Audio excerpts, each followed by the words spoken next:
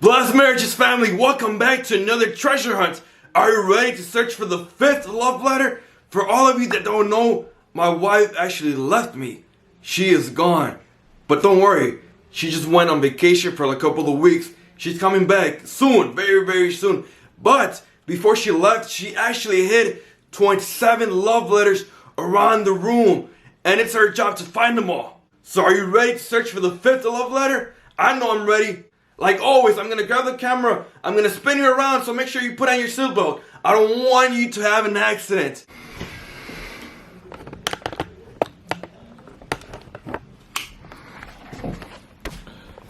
Where do you think we should search? In the morning when I was putting my shoes, I saw something weird. Something weird around there. So let's go ahead and take a look. My shoes, her shoes. I saw something weird somewhere around here. You see that? Right there. There it is. I told you I saw something weird. The fifth love letter. Alright, so here it is. The fifth love letter. Heart-shaped love letter. Are you ready to see what's inside? I'm kind of nervous like always. Let's get right into it.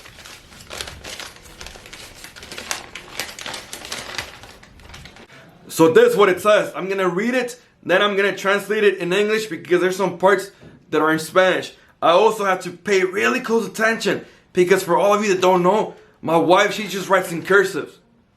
Everything cursive. It's kind of weird. So this is what it says. Cuando llegue, we continue dreaming together. In other words, when I get home, we continue dreaming together. You see, to too many people, it's simply a dream because the finished result is not yet seen. But in reality, it's a vision because that's what we see and are getting ourselves together and climbing those stairs, crawling those tiny little spaces. We're getting it done and you have my support. I love you. I'm a little out of words because something that I really loved and still love about my wife is that no matter what, she supports me. And there's a lot of things that I have done. There's a lot of decisions that I have taken that were good. And some of them were not that good. But she was there. And she supported me throughout the whole way. She never made me feel like it was my fault or that I messed up. Even though it was obvious that I messed up. But here's the thing. Here's a marriage secret for all of you. Your husband desires. Your husband craves for your support.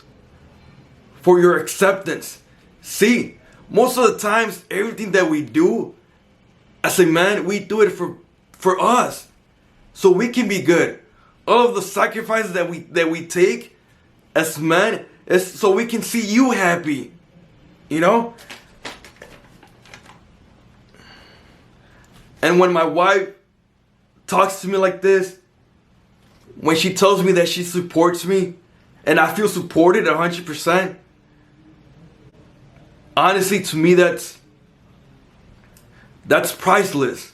Out of everything we have gone through, she says, when I come home, we continue dreaming together.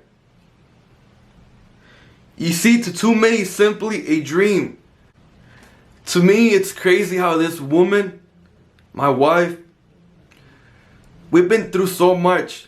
Being homeless together, car accident, losing all of our money, losing all of our clothes, our shoes, our home, our health, traumatic brain injury, being on top of the mountain in every area, financially, marriage, spiritually, and from one second to the other, everything came crashing down, especially our marriage.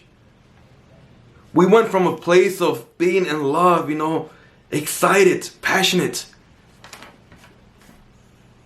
to the lowest of the low when it comes to traumatic brain injury. Imagine you being at home with your spouse, with your wife, with your husband, and you cannot even communicate with your spouse anymore. Why? Because they have a brain injury. They don't even understand what you're saying.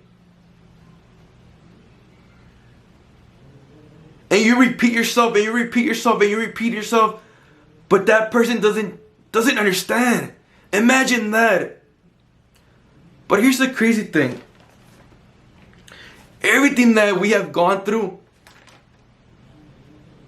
she's still willing to continue dreaming with me. Me and her, we have a lot of goals. We have a lot of dreams that we want to accomplish. And to tell you the truth, I feel in my situation, I have the right to give up. I have the right to give up. Out of everything that I've gone through, homelessness, like I said, broke, traumatic brain injury, nothing on my name. My health is messed up. I cannot even walk anymore. I feel like I have the right to give up. I feel like I have the right to victimize myself. You know, look, I went through this. I went through that. I went through this. I'm broke. I don't have any money. I can't even walk. Now we're going through a traumatic brain injury. We can't even understand each other. I have every right to quit and to victimize myself. But guess what? I don't do it. And my wife doesn't do it either. She's still here supporting me, dreaming with me. And to me that means a lot. To a man that means a lot. When you're there and you're willing to dream with him. When you're there and you're willing to support him. When you're willing to go the extra mile to support him. So that's your marriage secret of the day. Go the extra mile to support your spouse. Not just your husband, but your wife also. As a man, support your wife. As a wife, support your husband. That's your marriage secret of the day. Supporting each other and dreaming together. Believe me. Believe me. It's going to make a difference in your marriage. And that's one of the reasons why I fell in love with my wife. Because I just felt her support. She was there, willing to help me. Go the extra mile. Go to sleep very late just to help me accomplish my dream, accomplish my goal. And till this day, she battles with a traumatic brain injury every single day. And with physical injuries and physical pain. But she's still willing to dream with me.